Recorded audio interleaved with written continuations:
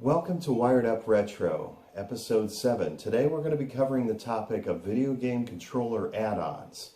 You might be scratching your head thinking, what exactly does qualify for an add-on to a controller?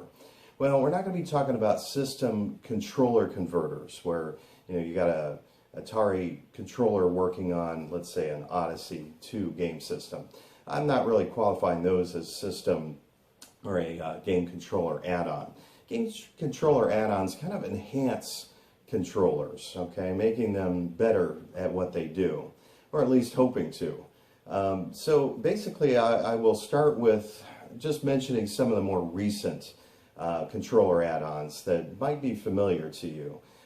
If you've known about Nintendo and the Wii over the past 5 or 6 years, there have been a bevy of different controller add-ons for that Wii wireless remote.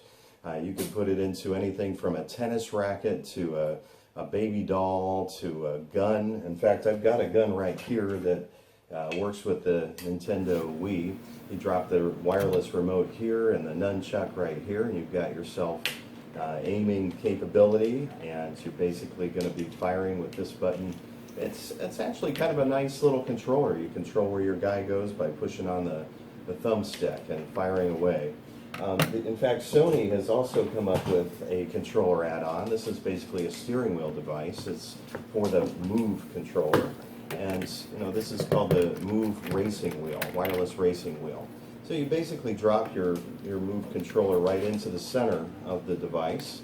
And once it's all connected and you turn it on and it lights up, everything becomes activated. This cross and the circle, square, and triangle buttons work.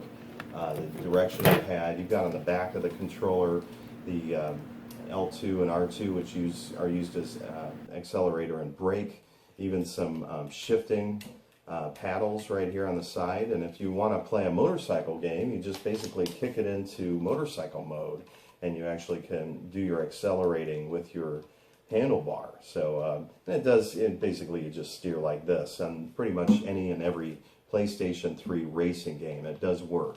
I kind of like it. It's a unique device that's pretty innovative. And yeah, we're going to be talking about innovative controller add-ons from yesteryear. We're going to go way back to a video game console generation 2. And we're going to first start out with a controller add-on for the Atari 2600. And this was an adapter made for the game Omega Race. And it's called the Booster Grip. Let me get that for you. I managed to hide it from myself, but here it is. Alright, so you put it on top of the Atari 2600 controller and just plug this into the connector. And once you've got them all connected together the right way, you plug it directly into your Atari, and you've got yourself 2-button control instead of 1. And when I was probably around 11 years old, I used to play this, and I got very used to it. And I really liked the Booster Grip, and it was well designed and definitely allowed for the 2-button gameplay. The company behind it, CBS, was going to release the Booster Grip also with another game as a pack-in, and that was a game called Wings, which is basically a flight combat type game, which never ended up getting released. So as a kid I was looking forward to it, and it never did come about, but I would have loved to have played it back then. From what I understand, you can now play it on an emulator. It's been actually found, and it's not quite complete, but it's close enough to complete to enjoy. So you're not going to actually get to play it on an emulator using the Booster Grip probably, but you get to enjoy it if you just have a regular Atari controller. So you might want to check that out. Also with the Booster Grip, you can use an Atari controller called the Joystick, and it fits right on there just fine. And the nice thing about the Joystick is that the edges around the sides are a little bit more curved. It's just a little more comfortable to hold. It's even got a larger size button right here, which I kind of like. I think the Joystick is a nice controller and pretty accurate. Neat item. A similar item to that, which is called the Trigger Stick, was released in the early 80s. When I was a kid, I was probably 10 or 11, I ended up getting a pair of Trigger Sticks, and I ended up taking them home all excited, and I put the thing on top of my 2600 controller, and it's spring-loaded. It's basically got the top button that's designed to give you that top button action instead of having to, having the button on the bottom or the base of the controller. So of course that was you know, the thing, because you were thinking this is like the arcade. But unfortunately, when I put it on the controller, I noticed it would swivel around, and even when I had it just in the right position and I was pressing that button with the spring action, pressing this little lever onto the button, half the time it wouldn't press the button because I was just the wrong angle. I was pushing the stick forward and it wasn't quite getting the button pushed. I don't even know what happened to my original trigger sticks, but they were probably sold at a garage sale or thrown out by my mom or whatever. But I ended up getting this maybe 12 years after I was 11 years old, back when I was heavily collecting Atari 2600 items. I think the trigger stick is, yeah, maybe not quite as good as some of the other controller add-ons, but it's still, you know, worthy of a mention because it is, you know, seriously an add-on. All right, onwards and forwards, we're going to talk a little bit about the Intellivision. The Intellivision controller had a pad, and you know, you put the stickler on the pad. This is a controller add-on that's actually installed within the controller. You have to open it up, and I'll be showing you a little bit about you know, how to do that here in a minute. But yeah, the stickler goes right in the Intellivision controller. They also made a stickler for the ColecoVision, of all things, but this one was more of an adhesive connection, as opposed to installing it within the controller. So if you like putting a very strong adhesive on the top of your ColecoVision you know, pad here, you can get that and have a joystick instead of a knob. But yeah, I don't know if I really like messing with my controllers and putting permanent adhesive on them because it can really damage them. If you're going to use a stickler, you might want to just get it for the Intellivision to use. Another, let's go on to the ColecoVision. Another device you can purchase is a ColecoVision Champ, and the keypad. Basically, it's a keypad device that allows you, once again, to use an Atari 2600 controller. It just plugs right in here and gives you, you know, the ability to select player 1 or player 2. It's a nice little device, and this device actually it came with a Champ joystick, a very tall joystick. This one had 2 buttons, and some of these are compatible with the special 2-button controller, whereas other Champ keypads are only going to be compatible with single-button controllers, like the Atari 2600 controller alone. So you have to, there's no way to tell between the two by looking at them externally. You just have to take it home and try it. If you do have one of those 2-button controllers, you might get lucky enough to get the 2-button version. Another ColecoVision compatible controller device is called the ColecoVision Y adapter, and this is basically a splitter cable.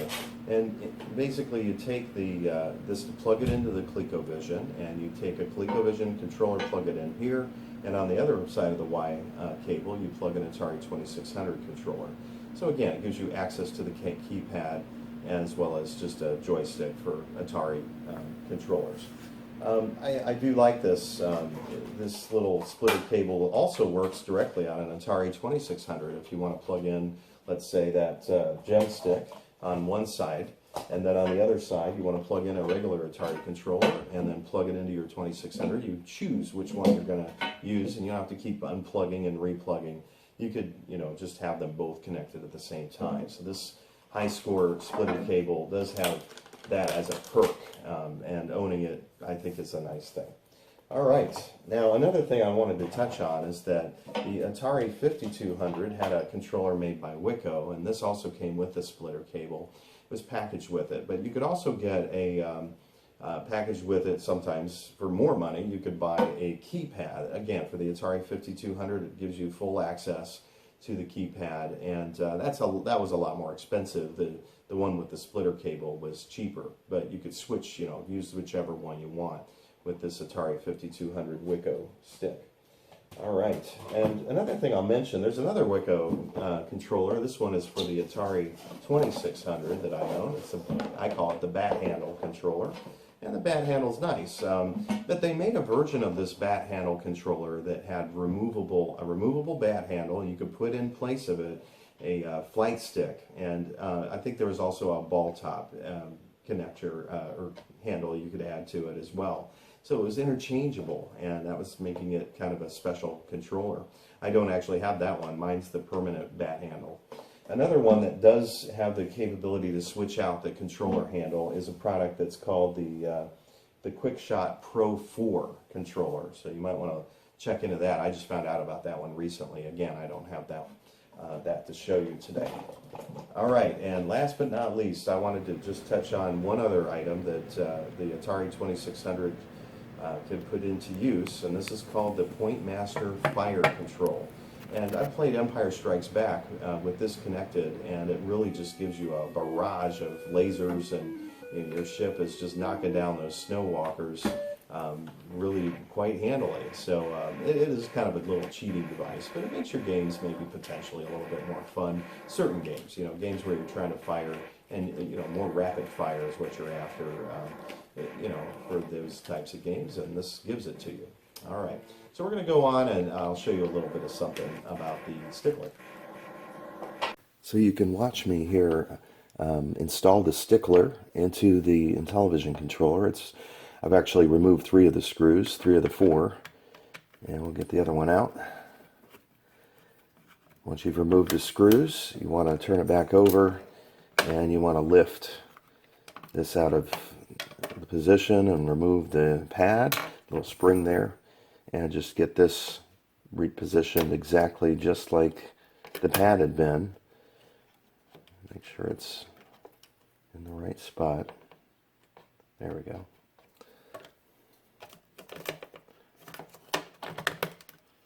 And then you can just put your screws right back in, and it feels great. Stickler is a nice little device to install in your Intellivision controller if you're into sticks as opposed to pads.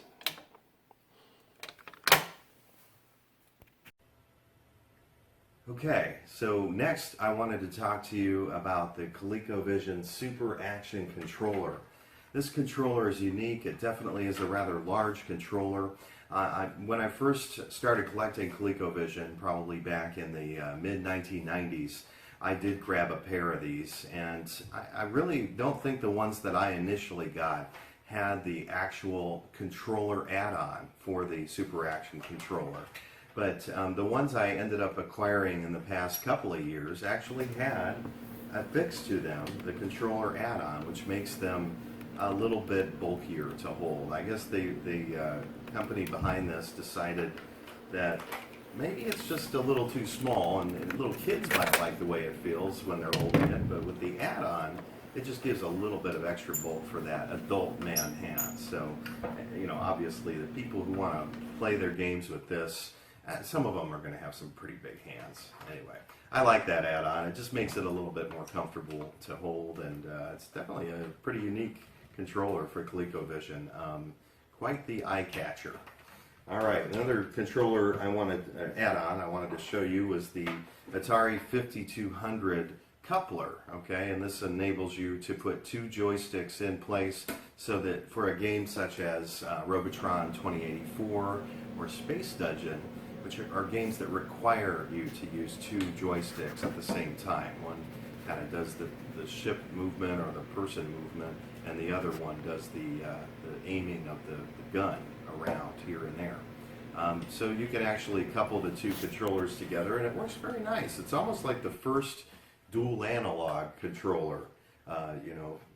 PlayStation kind of wasn't. This actually was, thanks to the add-on. But yeah, kind of a neat setup. Another option that you can use is a very unique device. It's actually not a device, it's a stand, okay? And this is called the Stick Gripper, and it's the Total Control Stand. Apparently they chose to have 2 names for this product. The Stick Gripper, if you want to call it that, or the Total Control Stand. And the way it works is you basically just put your controller up here.